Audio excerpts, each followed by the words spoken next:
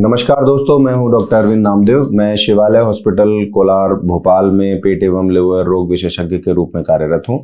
आज का वीडियो जो हम करने वाले हैं वो है कि बच्चों में एंडोस्कोपी हो सकती है क्या, क्योंकि पेरेंट्स को बहुत इस पे जब बड़ों को डर लगता है तो अगर बात बच्चे पे आती है तो माँ बाप को इस बात पे भी डर लगता है कि एंडोस्कोपी क्यों की जा रही है। तो देखिए, ये आपके डॉक्टर तय करते हैं। जनरली जो एंडोस्कोपी है, पहली चीज तो ये कि बच्चों में एंडोस्कोपी की जा सकती है, बहुत आराम से की जा सकती है।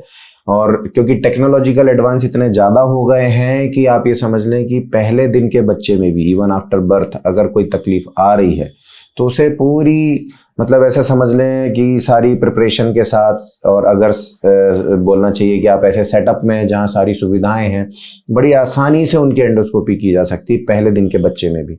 मैंने कई बार लास्ट अपने वीडियो में भी कहा कि देयर इज नो रेंज। आप जो है एक दिन का बच्चे से लेकर 100 साल के बड़े बुजुर्ग में भी यदि उसको आवश्यक है, जरूरत है, आपके डॉक्टर समझते हैं कि एंडोस्कोपी से इसके इलाज में मदद मिलने वाली है, तो की जा सकती है। अब बच्चों में जनरली कब करते हैं, क्यों करते हैं, आपके डॉक्टर कब कहते हैं? तो देखिए, बहुत सिंपल सी चीजें हैं। अगर कुछ चीज अनएक्सप्लेन्ड है टेस्ट से, जैसे सिंपली आपकी सोनोग्राफी, ब्लड टेस्ट और जो रूटीन चीजें हैं, अगर उसके बाद नहीं आंसर मिल रहा है, बच्चे में जनरली एंडोस्कोपी जो मुंह से हम करते हैं वो जनरली पेट दर्द के लिए, जलन के लिए, या बच्चे की ग्रोथ प्रॉपर नहीं हो रही है, फेलियर टू थ्राइव जिसे बोलते हैं कि खान पान सब ठीक है फिर भी उसके शरीर में खाना नहीं लग रहा, बच्चा दुबला है, या बच्चा जो बोलना चाहिए कि थोड़ा ड्वार्फ है, छोटा रह गया है, या उसकी हाइट प्रॉपर नहीं आ रही है, या उसके बाद भी उसके जो कुछ डेफिशिएंसीज बार बार हो रही हैं, और अगर आपका डॉक्टर को ये लगता है कि उसके जो खाना खाने के बाद शरीर में वो लग नहीं रहा है, डेफिशिएंसी आ रही है, खून की कमी बनी हुई है, ग्रोथ प्रॉपर नहीं हो रही है, बार बार दस्त लग रहे हैं, या फिर कोलोनोस्कोपी जैसे इसी के साथ में मैं थोड़ा बता देता हूं कि जनरली बहुत सिंपल सी चीजें होती हैं कि बार बार दस्त लग रहे हैं, या लैट्रिन में खून आ रहा है, बच्चे को जो है पेट दर्द बार बार इस तरह से परेशान कर रहा है, तो आपके डॉक्टर जो है इंटेस्टाइन, एंडोस्कोपी मतलब आंतों की जांच के लिए टेस्ट किया जाता है, तो इसकी इंटेस्टिनल इवेल्युएशन के लिए आपको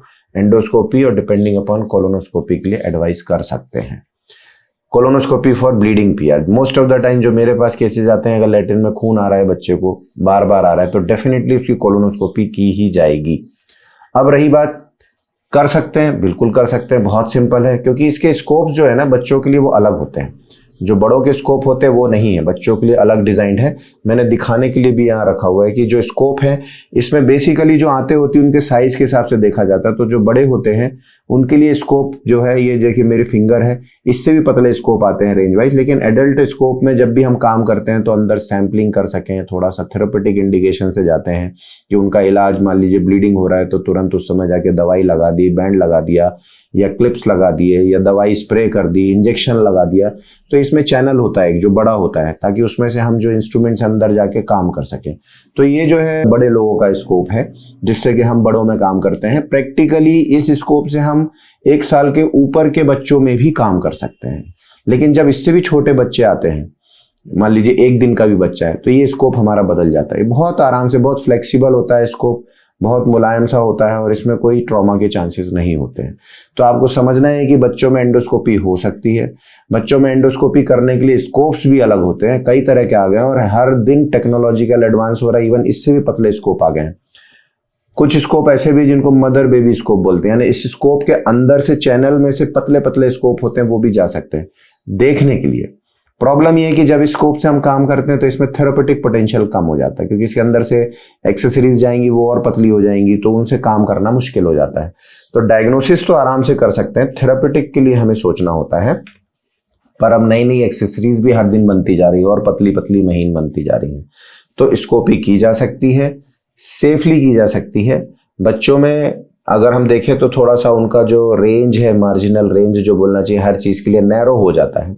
तो जो एनेस्थेटिस्ट है वो आपके एक्सपर्ट होना चाहिए जनरली बच्चों को प्रिपरेशन के बाद। जैसे एंडोस्कोपी है, आपके बच्चों को बोला जाएगा कि खाली पेट लेके आए, 3-4 घंटे से कुछ ना दें। उसके बाद जब आप हॉस्पिटल आएंगे तो आपको बाकायदा ड्रिप वगैरह बच्चे को स्टार्ट करके आराम से हल्की सी नींद की दवा दे दी जाएगी, जो एनेस्थेटिस्ट देते हैं। डॉक्टर्स नहीं देते हैं, एक्सपर्ट होते हैं वो देते हैं। बच्चा सो जाता है आराम से, उसे पता भी नहीं चलता, और अगर एक्सपर्ट हैंड्स में है तो स्कोप से आराम से उसे देखा जा सकता है, जो भी प्रॉब्लम है उसको आराम से सॉल्व किया जा सकता है। इवन जो ब्लीडिंग पीआर के जो बच्चे आते हैं उनमें आप देखेंगे कि जो बवासीर और उसके बाद जो है आप ये समझें कि जैसे पॉलिप्स हैं कुछ है, तो अंदर ही अंदर उसको निकाला भी जा सकता है। तो इससे डरने की बिल्कुल जरूरत नहीं है। एक चीज और है जिसको मैं अगले वीडियो में कवर करूंगा कि बहुत कॉमन है बच्चों में जो फॉरेन बॉडी बोलते हैं, यानी बच्चे ने कुछ खा लिया जो उसे नहीं खाना चाहिए था, उसको निकालने के लिए भी एंडोस्कोपी की जाती है। जैसे सिक्के वगैरह हैं, बहुत सारी चीजें हैं, वो मैं नेक्स्ट वीडियोज में बताऊंगा। तो अभी समझना ये है कि बच्चों में एंडोस्कोपी की जा सकती है, उसे कतई घबराने की जरूरत नहीं है। टेक्नोलॉजिकल एडवांस के कारण ये चीज़ें बहुत आसान हो गई हैं, और अगर आप सही सेटअप में सही जगह पे एक्सपर्ट हैंड्स में जा रहे हैं तो बिल्कुल घबराने की ज़रूरत नहीं है। और कुछ चीज़ें अगर अनएक्सप्लेन्ड है तो डेफिनेटली जितनी जल्दी हम उसका डायग्नोसिस बनाएंगे, बच्चे की ग्रोथ, बच्चे का डेवलपमेंट उतना अच्छा होता है। आई होप ये वीडियो थोड़ा सा एंग्जाइटी पेरेंट्स की कम करेगा। इसके बाद भी कुछ सवाल है तो आप वीडियो में पूछ सकते हैं। नमस्कार।